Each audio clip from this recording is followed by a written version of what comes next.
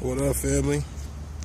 So today, this video is going to be about how to spot and find you a real shaman or energy healer or whatever you want to call it. Somebody that can help you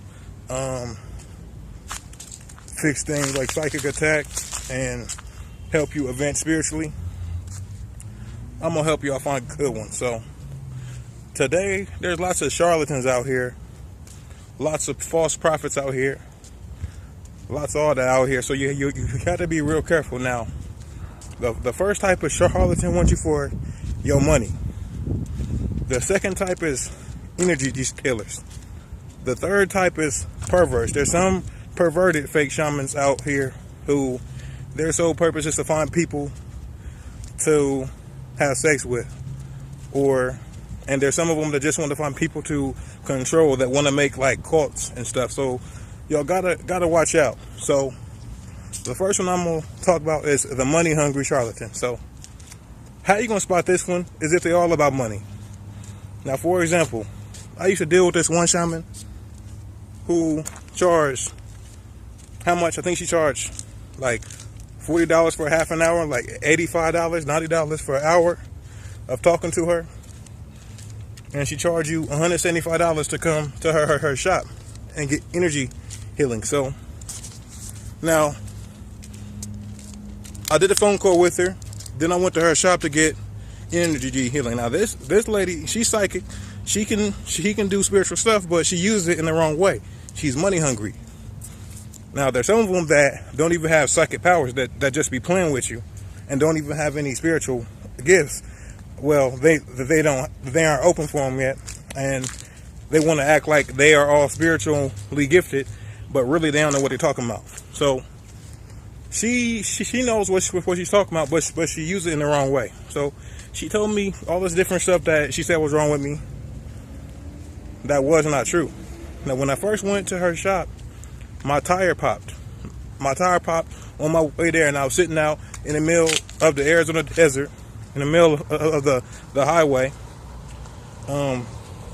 trying to get my tire fixed, and I had my friend come pick me up.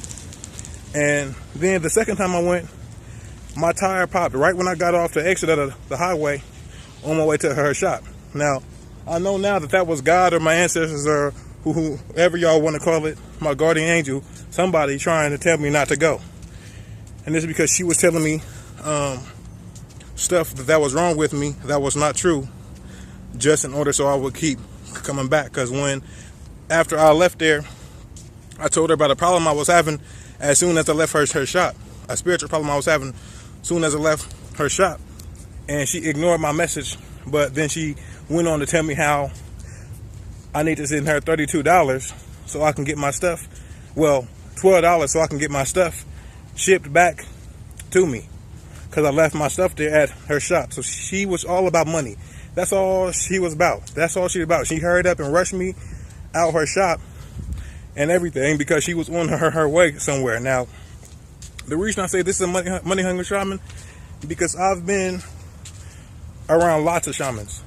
And for example, I dealt with a real shaman. I dealt with a real shaman who told me that I can pay him whatever amount that I want. Now, he usually charged like $100-some to speak with him for like an hour or something. I know that's kind of high, but at the same time, since he knew back then my money wasn't all that right, he told me I could just pay him however much I want, even if it's $10 a month or anything like that. So he hooked me up, real talk, hooked me up, looked out for me. And that's what a real shaman, a real healer is like. They're there to heal people, not for business. This is not a business to be making money off of it. Lots of people make it look that way, but it's really not. There's lots of sacrifices that will be made when you're trying to heal others. There's lots of sacrifices, lots of time, lots of money that you will have to sacrifice to help others. It's not all about what you are going to make. It's about them and them getting their healing. And he understood that. So the second type is the energy healer shaman. Now, this one might tell you that they want to do something for you, and they might read your energy and see that you have some type of spiritual gifts that you don't know about. And they'll give you a Reiki treatment or give you a massage or burn a candle for you, or do something. And then what they're really doing to you is stealing your energy from you so they can use it for themselves. That's the energy stealer shaman. Now, y'all got to watch out for them because there's lots of them out there too. And they will also steal your money too. Now, the third sign of a bad shaman, a fake shaman, is the one that wants to charge huge amounts of money to so-called get a curse off of you, but doesn't want to teach you how to do the stuff yourself. Because any real shaman knows that you need to teach them how to protect themselves so they don't have to keep coming back to you. That's a real healer. That's a real shaman. If they keep not teaching you how to do it yourself and want to do everything for you, that's because they want you to keep coming back to them and keep paying them. And that's not right. They need to teach you how to do it yourself so that you won't have to keep coming back to them. But lots of them won't do that because they're afraid of the money that they're going to lose. So they will keep on doing stuff for you, so-called. Sometimes they don't even do anything for you at all and just tell you so, and it plays with your mind because you think they're doing something, so you feel like they're doing something, but at the same time, they're not doing nothing. They'll burn a candle for you or do whatever, go to the spirit world for you or whatever, and get stuff done for you, but they won't teach you how to do it yourself. That's a sign of a bad or a fake shaman. You don't go to them. You go to the one that's going to teach you how to do it yourself. Now, what did I say? Oh, yeah.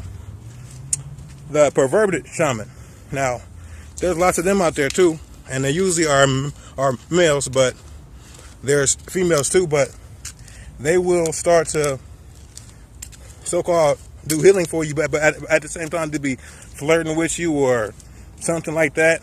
Or trying to, like, make advances on you, trying to flirt with you, drop a hint that he's trying to have sex with you. And as a real healer, as a real shaman, you're not supposed to do stuff like that. You're supposed to be strictly about getting this person healed, not about having sex with them and making all these unhealthy attachments for y'all, because this person needs to be healed. They're obviously in a crisis in their life if they come into you, right? Exactly. So they don't need all that.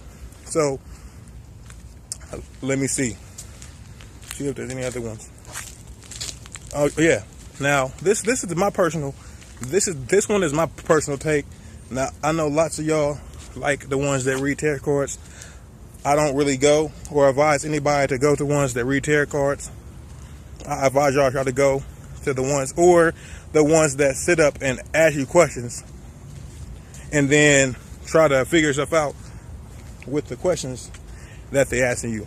I feel like if I can't come into their room or talk on the phone with them, and they could just sit there and tell me exactly what's going on with me without me even saying anything, I don't mess with them. If you have to pull out tarot cards and stuff, then anybody can pull a tarot card out. But to me, that's what separates a healer or a shaman from a regular person. The ability to just look at a person and be able to tell exactly what's going on with them. And that's one of my signs for a real shaman. But like I said, even if they can do this, they might still be using this ability for the wrong reason. Okay, so y'all really got to watch out here. Now, I'm going to tell you what to look for with a real shaman. A real shaman will, or a real healer will sacrifice time for you all the time. If you don't have enough money, they'll still do stuff for you. If you set a 1 hour appointment, it might go up to 2-3 hours because they really want to help you. Let me see. They'll let you pay your fee later. They might let you get something for free. They might do something for free for you that they don't usually do for free just because they want to help you. Pretty much I'm saying this, the real healer, the real shaman will do whatever it takes to get you where you need to be. Because a real shaman, a real healer has compassion in their heart. Think about it. That's where the foundation of higher consciousness is. Your heart chakra. That's where that foundation of higher consciousness is. And it's like that because, just think about it. Below your heart chakra is your solar plexus, your sacral, and your root chakra, which is all the lower chakras. The heart chakra is what begins the higher chakras: heart chakra, then the throat chakra, then the third eye, then the crown chakra, and above. So think about it. You always want a healer that is on a higher vibration. You don't want a healer on the third chakra. That's the chakra of willpower. People like that, when they live on that third chakra, they can be very controlling, very manipulative. That's what's wrong with our politicians. Somebody on the sacral chakra will be all about what? Sex, pleasure, things like that. You don't want that, because these are very selfish chakras, very selfish energies.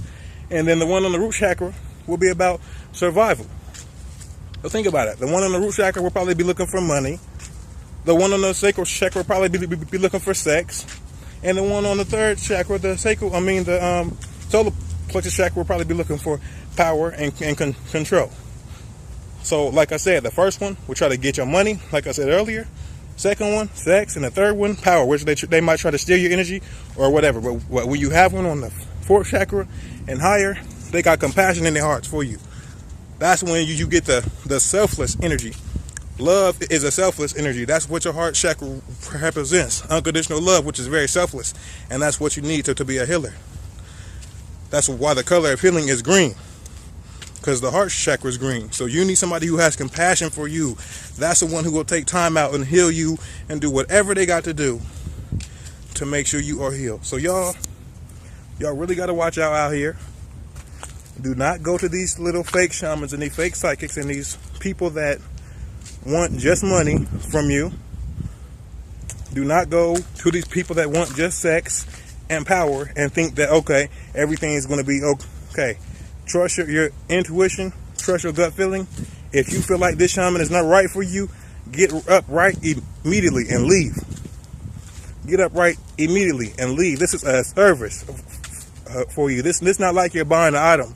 This is a service. If you go and you feel like, okay, I don't like this person, I don't think that this is right, get up and leave. And they might want you to pay something. If you want to go ahead and pay that, pay it. But if you don't feel right, get up and leave. Because this is more for your spiritual protection, your spiritual safety, your spiritual well-being is more important than they getting paid. Okay, so y'all got to watch out here, man. Keep yourself protected. Keep y'all's intuition sharp. And stay away from these fake shamans and these fake psychics and everybody that just wants money, and all that other lower chakra stuff. So anyway, I think I covered everything about all the different types of fake shamans and stuff. People that will tell you different stuff that's not true, just to keep you coming back to them.